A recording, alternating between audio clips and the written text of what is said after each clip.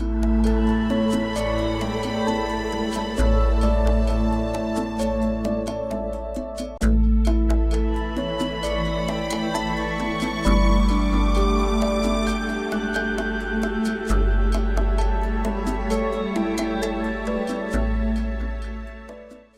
We can hear you. Okay, great. We want to thank Robyn and Ricki for presenting today, and for also being extremely patient and resilient through this whole planning process. Robyn and Ricki are both original members of Mosaic Society of Philadelphia and served on the board for 3 years, where they co-chaired the education committee. Robyn taught art for 37 years in the school district of Philadelphia. When she retired 8 years ago, she moved into her first studio in Germantown and purchased a kiln. Robyn creates ceramic pieces for her mosaics that are inspired by her numerous tchotchkes collections and reflects her passion for color, texture, and patterns. Ricki majored in art education and ceramics at the Philadelphia College of Art, and after graduation, taught in the Philadelphia public school system as an art specialist for 23 years. After retirement, she had her first experience and exposure with mosaic art when she had the opportunity to work with the Philadelphia-based nonprofit organization called Network Arts and worked for them for 8 years. She quickly realized how she enjoyed the designing, installation, and immersion in the material and the techniques of mosaic. Her first passion was actually clay, and then second was mosaics. And I believe we'll find out in the blog after this presentation today on the website, the whole story about how Ricki and Robyn met. We're fortunate enough to have them both as active members of MSOP. The continued involvement and passion for MSOP is one of the many important puzzle pieces that keep us going strong as a group. And now we have their presentation of the mural story at KI in Elkins Park. Thank you so much both. You're welcome. All right, first, I want to just say, let's keep our fingers crossed that the technology is working. Yeah. I think so. There might be a repeat of a video. Please be patient. Yeah. Well, you can see on our title how we stayed sane During the pandemic. Yep. So let's start. Whoops. Okay, so there's 2 pictures here. One is the outside of KI as you're walking in on the left, and this is a video of walking into the lobby. A lot of you have been there, and all the way over to the left, above those doors, is where the mosaic panel was installed. So you can see it's a lot of light-filled space, and so we were excited when we were asked to do this. And now, by the way, the other thing I want to interject right now is that we had a visitor last May or June. Alyssa Blumenthal came to KI and did some photographing of us and some videotaping. So here we go. So we're in front of the new chapel where our mosaic is going to be installed. Up top there, where the transom is where the mosaic is going to go.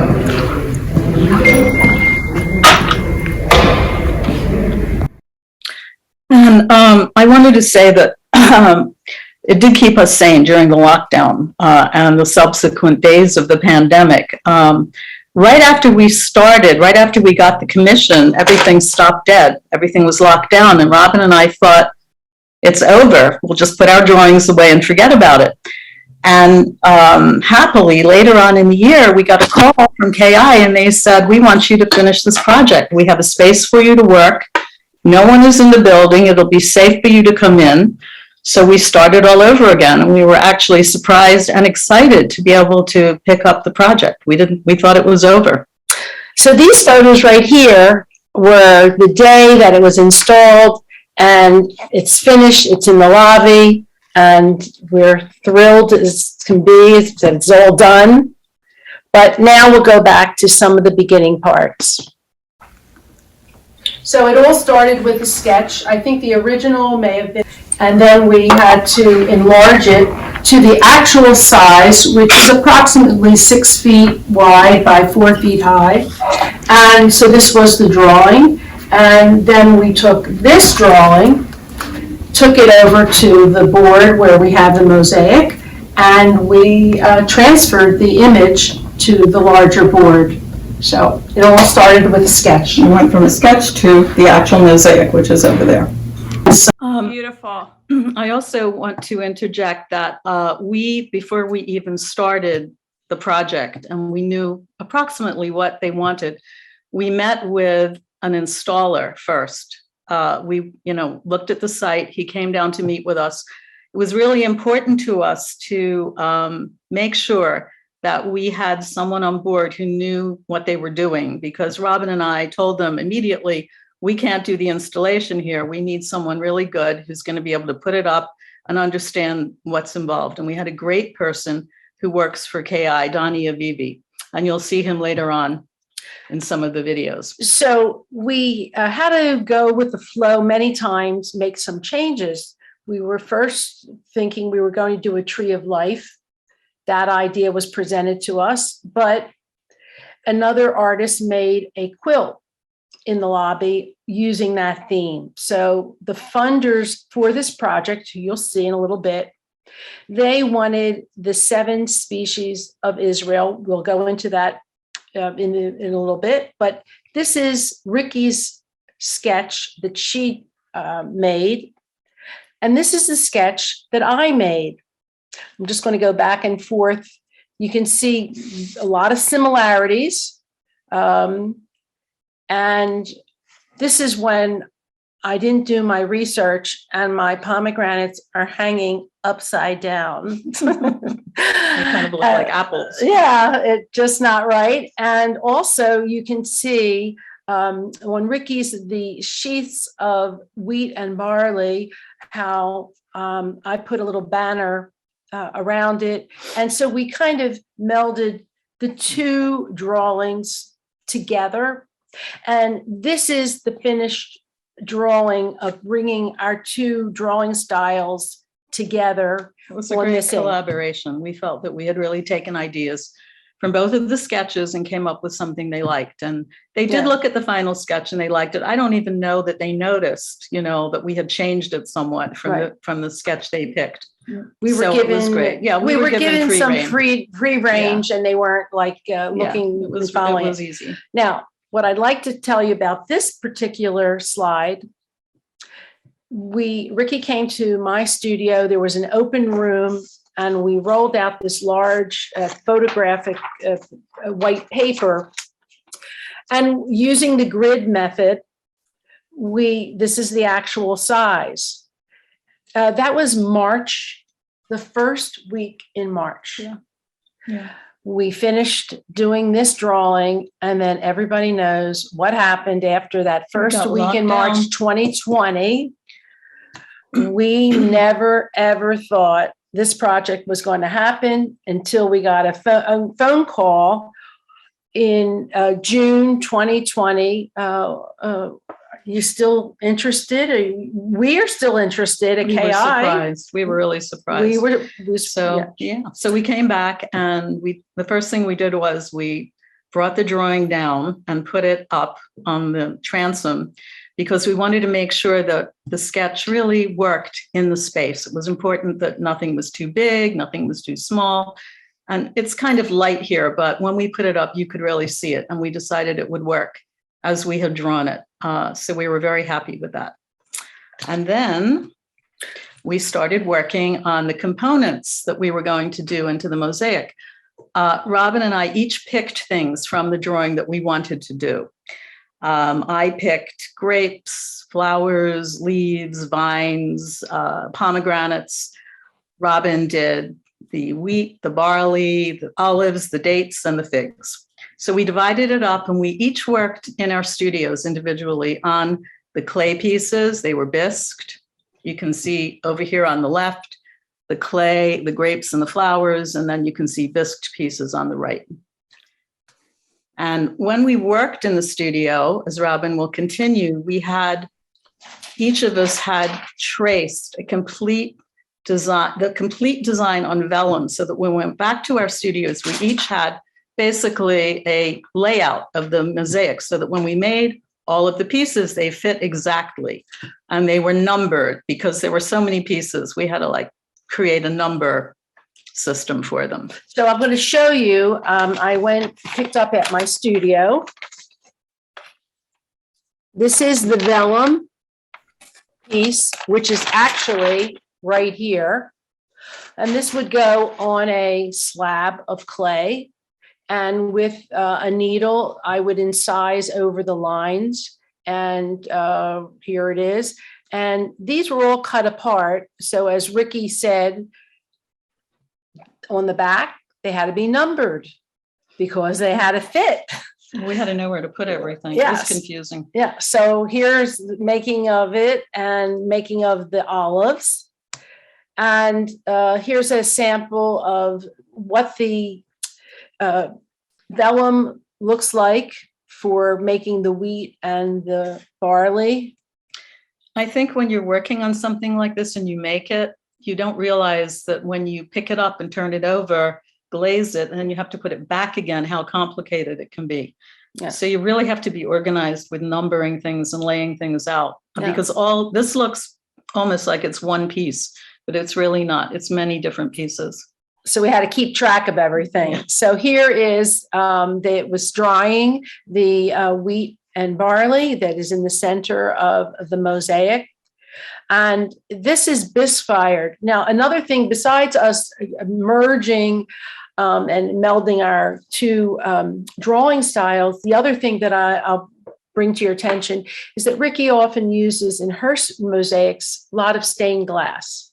And in my mosaics, when I'm working with clay, I use a lot of black glaze you see in the crevices. I wanted you to see it on that so you could see. So our styles kind of also got merged, and a little bit of hers, a little bit of mine.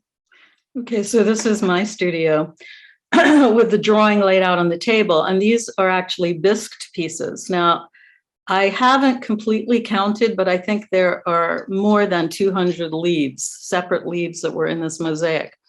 So, and none of them are quite the same size. They really vary. They were cut exactly to the drawing. So they were laid out. You can see the vines, which were pulled, sort of like you pull the handle of a mug, or rolled, and they were all segmented and laid out. And even the underside of the vines had to be numbered because there were so many. And if you didn't have them in a plan, when you looked at them, you had no idea where to put them because many of them sort of looked the same. The curves weren't the same. It was fairly amazing. It was complex. It was complex. Right? We drove ourselves crazy. And then there's another picture of it in my studio on the vellum. So everything was laid out. And then after we started getting things bisqued, we put everything on the paper first to make sure we had everything. We had some different colored clay, but we ended up with a lighter clay. Mm-hmm. And you can see some examples of the segments of the vines. I don't think that's the color we used. No, this is that's a green. Right. That's a green. Also, at one point, we were trying to figure out what will we do in the border. And at one point, we talked about maybe fig leaves. Well, I think I made like 36 fig leaves. We never used them. So it was kind of, as we worked, we made changes. We have extras. Yeah. Yeah. So here, another one with all that bisque. The leaves are you can see all the different numbers because we had different layers of branches of the vine. So there was a right vine and then a top vine and then a left vine. It drove us a bit crazy, but we got it together in the end. Yeah. Now, all of the pieces were bisqued and laid out flat on the Ouija board. Yes. They're not adhered yet. Yeah. So now it's time. It's glazing time. Right. And I did bring a few from my studio, a few leaves. I have one here. Yeah. So we just lots of leaves. And we ended up with two colors of green, a very pretty light green and a dark green. And we varied them on the branches. Yes, I don't even know if but there's many iterations of the leaves. And then we also ended up with many iterations of grapes and flowers because we weren't sure about the color of the grapes. Some of the colors I fired in my kiln. I think the ones we ended up using, Robyn fired in her kiln, but it was fun to make all these things. We just have to figure out maybe what we're going to do with them. Also, Ricki, you primarily use underglazes and then clear, underglazes, and right. I use glaze. Glazes, yeah. You know, we were just adjusting and learning how to, you know, we were doing a lot of playing and experimenting until we made our decisions. These are the final grapes, from clay to being glazed, and then you see the end result. We used 2 different colors, blue in the middle, purple on the edges. Robyn painted these glazes on and she layered them. I mean, I don't know what she did, but they came out beautifully. They're very luminescent. And then when we finally glued on the first bunch of grapes, we were jumping for joy. We were so happy. Okay, it's going up. It looks great. Yeah, very exciting.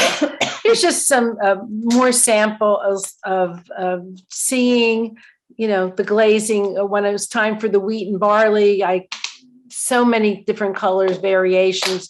I then would bring it over to KI, and we would put it down and decide yay or nay. And we did a lot of discussing of colors. That took a long time to do. Yes, but I think we came up with the right ones eventually. So here's the dates. We actually, I have one I'm holding that didn't get used. This is one, but it almost looks like the actual one. And because you have to use 2 coats of glaze, there were many times on my phone that I take a picture and to be able to see which color I was using. You know, we made it difficult for ourselves. We didn't make it easy, that's for sure. Well, one of the things I was going to say was that we did not start with a color drawing. That's just black and white sketches. Very good point. Because we didn't know, we weren't sure about how the colors would come out. We didn't want to commit to a color. And also we wanted to see how all the ceramic pieces and their color, what background colors we might use. And we'll talk about that in a little bit as we go on. So here I made figs. And there's the pomegranates. Many different pomegranates. I was also told that pomegranates don't have green bottoms, but I like them. An artistic license, we could do what we want. Yeah, that's right. No one complained. Yeah, no one complained. So here is a photo. I think all of the components were done at this point. I think we're missing a few figs there. You can see in the middle. Flowers, and the flowers are not on. We added flowers. Yes. Right. So, and also we didn't draw the lines for the border in this. Because we weren't sure. That was the other thing. We had a border on the original sketch, but we weren't sure how wide we wanted the border, and we wanted to see what it would look like before we did that. Okay. Here are our funders, the Krugers, and if you look on this table here, all the different variations of the grapes, and there is. They were very happy with it. They were thrilled, so happy to see it, and you see they were masked. Well, Ricki and I worked masked the whole time when we were working on it. And okay, so this is a sample I made before we picked the background colors, using some of the leftover things. We picked a border color, the blue. And one of the things about the background color was we did not want it to conflict with the design. And we also wanted it to somewhat enhance the color of the marble walls in the lobby. We didn't want to put up a completely different color. So we ended up with an opaque almond stained glass. And we also bought iridescent pinks and whites. And we also added small pieces, small chunks of gold mirror. And I think we made the right decision. Robyn and I made 2 road trips to Rainbow Glass in New Jersey. Fun. And we sat on the boardwalk, right? What was Ocean Grove? Ocean Grove, right? Yes. It was a great day trip. And we also went to David Albert in the Northeast, who is also a stained glass supplier. And we bought colors there, and he's pretty close. So we did a lot of backward and forward trips before we really came up with the colors we wanted. We tried things out, and I think we made the right decisions. Yeah. We both fell in love with this iridescent you know, Pink. It's pink, pinky a blue. pink, yes. And when that iridescence, And yes. also the colors around the border, there's a separating line between the blue and the almond background of an iridescent green, which we finally decided on after a lot of discussion. Yeah. Whoops, I'm going to the wrong place here. Okay. So that's just. This is starting. early on when we were making the final decision on the background color. Also, I want to add something. The background, I think, took us at least 2 months to do because we were it was very meticulous how we were working.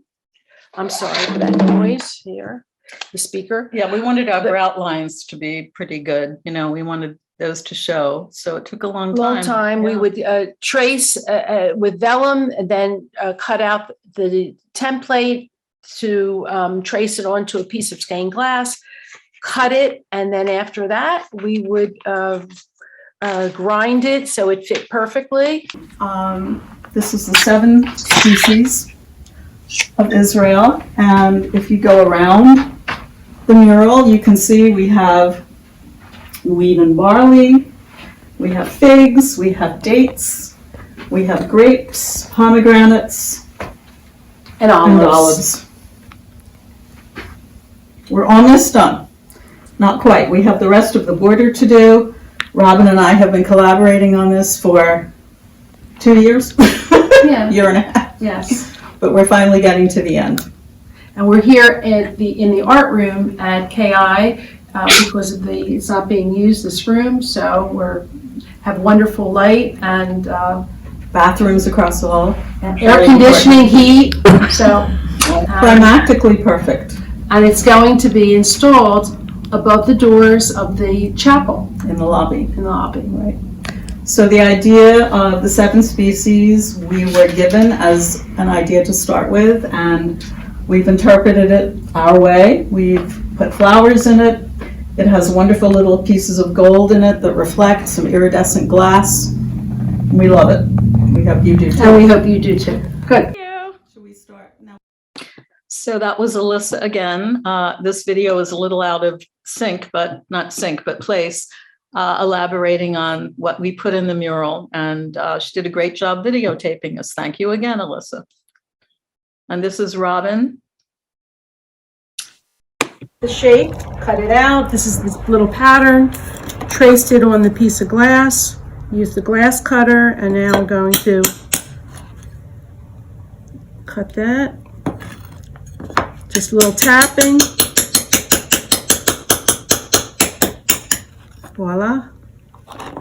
And if there's a little extra, we'll use the grinder to get rid of all the excess. I got really good at cutting glass.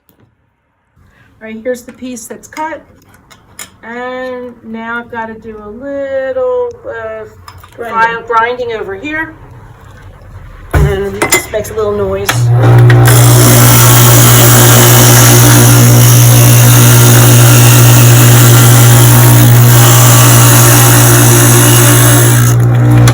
Then I check it out and see if this is the better now, if it's better.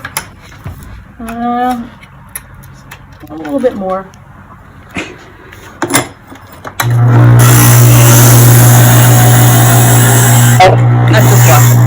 Okay, that's it. This is an animation of the background going on. So we can watch that a couple of times. It was very clever to do. My daughter helped me with this. Sarah, Yeah, I did not know how, but she helped. I me. wish it had gone that quickly. Really. Yeah, that would have been great. So there's just another with a photo of how we're working. Thank you. Here are some more still shots Alyssa took of us Thank you, Alyssa. You did a great job. the day she came. And I love this shot. Oh, the goggles, right? Yeah, tell them. Robyn and I both use the same, 2.5 magnification. My glasses are dollar store glasses. And she found goggles that have half 2.5 magnification and then regular, just clear. So she went out and bought, well, she ordered them online and got goggles. So we had the same goggles, the same grinders. We were like, you know, we were set up. It's great. I like that. Shot's good shot. Yep. Close-ups. These are some nice detail shots of the little flowers and the sort of patterns that were created. And here we are. When it was all done, signing, you know, we have permanent paint marker. And after you sign it, there's the signatures. And you can see wait. There's a space, right? the space where it's going to get bolted. Right. But also, it's now time to Celebration. celebrate With good some times. bubbly. I think we had champagne. I'm not sure. But here we are toasting. And we were thrilled at that point. Oh, And I it was wanted, crowded by yes, then. you but know, we- also I yeah. want to make, bring to your attention, when we put the pieces on, it was vertical, the board was vertical. And when it was time to grout, we placed it on this table, and we had we don't have any photos, sorry, of us grouting. You're not missing anything, but we came up with a wonderful tip to share. Oh, yes. Well, so because it was flat, it was much easier to work on than grouting vertically, which I really hate to do. And it went very quickly, and we would literally put the grout on. In a few moments, it was ready to rub out. And as we rubbed it out, we had a shop vac, and I was like following Robyn around with the edge of the shop vac, picking up everything. She did the same for me. So we virtually had no mess or dust. It was really amazing, because I've had grouting experiences that are horrific with dust and mess. And this was great. It went very, very quickly. I'm sorry we didn't actually videotape. Yeah, it would have been good. So how many guys does it take to put up a 4-foot by 6-foot mosaic? Well, you see there's 4 here. Oh, one part we didn't mention is that the Ouija board was placed and bolted to a 1/2-inch piece of plywood. And also when we got the board, Donnie Avivi, our installer here, he framed it out, a very simple frame that would work well in the space. So we didn't have to do any of that, which was fantastic. That was great. So here it is on installation day, and that was August 9th.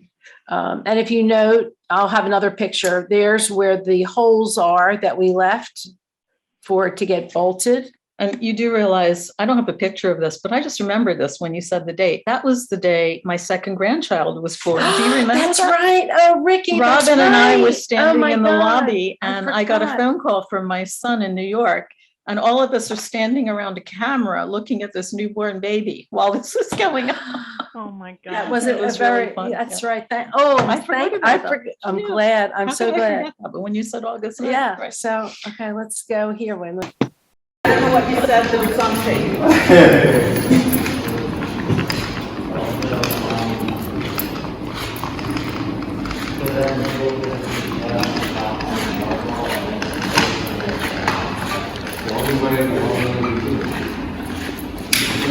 Today's the day of installing the mosaic.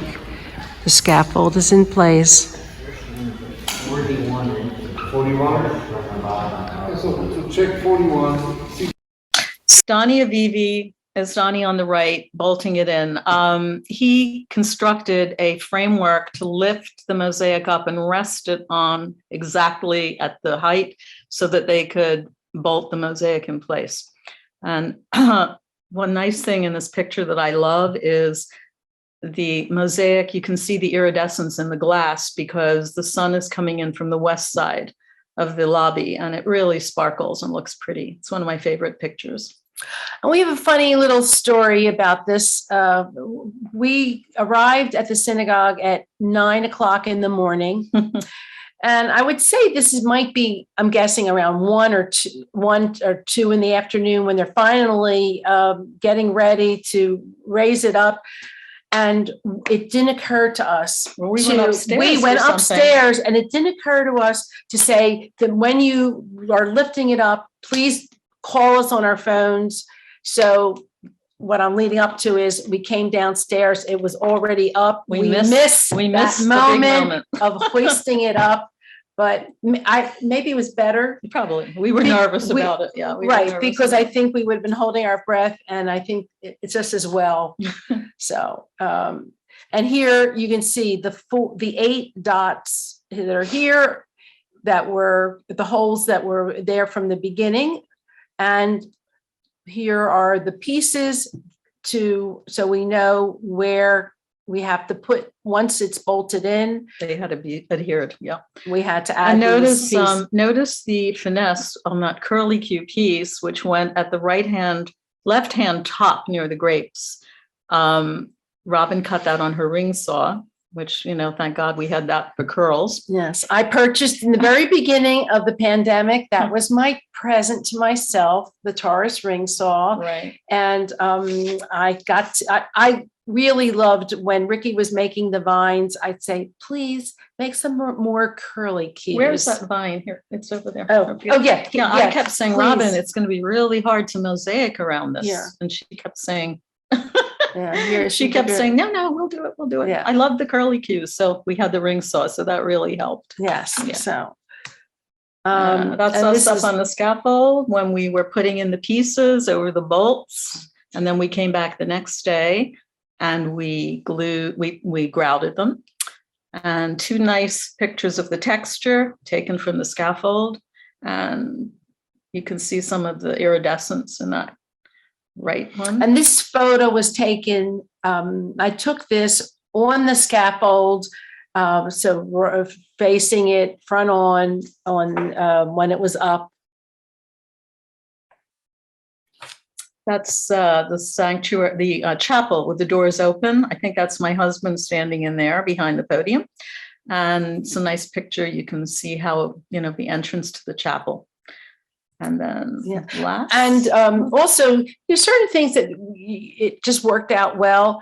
When I looked at this the other day, when I was putting it together, I said, Ricki, look, the wheat and the barley, how it goes with the doors. Well, we probably sensed it, and of course it would be that color, Right. but it just all worked And out so well. Also the background color with the marble. Yes, the background with the marble. It worked just the way we wanted And it you to. see also the blue inside the chapel, it picked up. And on dedication day, our senior rabbi, Lance Sussman, we posed for a photo.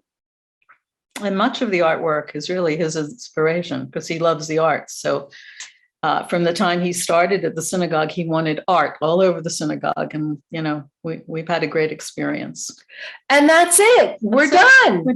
I don't know if you had a chance to look at any of the, things in the chat, but, Yeah. I know that I speak for everybody that this is fabulous, beautiful, and what an awesome presentation. Thank you. So congratulations on such a beautiful piece of work.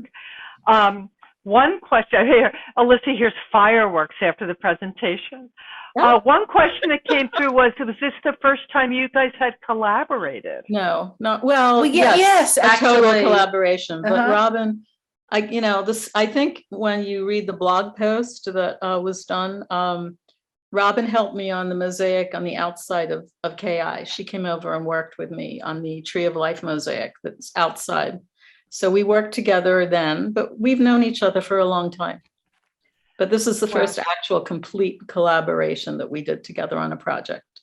Thank you for sharing so much about the collaboration, the collaborative process, because it was fascinating and just really wonderful. So you'll see, utterly fantabulous. Thank you. Lucinda says, yeah. I also think when you read the blog that Marcy, I saw she was on. Thank you for being patient with us. Very nice article. And she Zoomed with us and did a great article. I want to just mention that, what was I thinking? Oh, lost the thought. Well, Oh, Robin and I have to say the collaboration was great because when we disagreed, we were really able to talk it out, look at different things, and generally ended up agreeing. It was very easy. We did not fight. no, We're still no, friends, right? That's exactly what I was going to say about that. When Marcy spoke with us, she was thinking like, oh, two artists working together. And many of our friends would ask, two people working together, how did it work? And that's what she addressed when she wrote about it. So, Great. which was Well, that's really something to good really look forward explanation. to. Yeah. Yeah. Someone asked, how much does the whole thing weigh? Do you have a sense of No, that? I think it's about 100 and I don't know, Oh, 50 wow. pounds maybe. Wow. Robin and I could lift it, at either end. We couldn't manipulate it as well as the guys did. But we could lift it because we moved it from. Did we move it ourselves or did they come up and move they it? came up. Yeah, because from vertical to flat on the table. Yeah. Any other questions? What adhesive did you use? April's asking. We just used mastic, like interior mastic and Delorean gray grout. We picked one. Also, we used a sanded grout. We used a sanded grout. Yeah. And the other thing we did at the end, recommended by the installer, I don't know if we really needed it, but he suggested the caulking that's silicone caulking around the frame. And so it was a DeLorean gray, so it matched perfectly. Yeah. Oh, wow. The silicone was a DeLorean gray? Yes. The grout was just a sanded grout, but the installer wanted us to caulk around inside the frame, so there would be no line, no separation. So it looked like a grout line, which was a good suggestion. A question from Aya. When you fire those ceramic pieces, do you have to account for shrinkage at all? To a degree, but they're not high fire, so there isn't that much shrinkage. I didn't find that. No. They're fired 06, most of them. Yes. All right. It's indoors, so we didn't have to worry about that. Great. You guys, congratulations. This is a beautiful piece of work. It was a wonderful presentation. Thank you. Alyssa, shout out to Alyssa for help with documenting. Thank you, Alyssa, for documenting and coming. Yeah. I must say there was some letdown. I don't know about you, Ricki, but afterwards, it was hard to move on and do anything else because mentally, physically, it just it took a lot out of us. Yeah, sure. But the other part that I'm amazed about is the background with the cutting out. It was meticulous. It was tedious. It took a long time, and we did it. I think a couple of people looked at the sketch and said, "Oh my God, how, are you crazy? Are you going to mosaic around all that stuff?" And we said, "Yeah, we're going to do that because that's what we want to do." So one comment. I got a private message from somebody on Facebook. Robin, my synagogue, would be interested. Would you consider making another one? I don't think I even told Ricki that. I'm thinking, we did, we're paid to do this. Paid, but if it was, we both being members there, certainly the fee we came up with was way under. I would say it was a third less than you would charge, for doing the same kind of project. We just dropped it, and probably even more because, in buying supplies and trying out different colors, we ended up with leftovers, which we shared. But, it wasn't a job for money. We did it more as a project that we wanted to do. Yeah.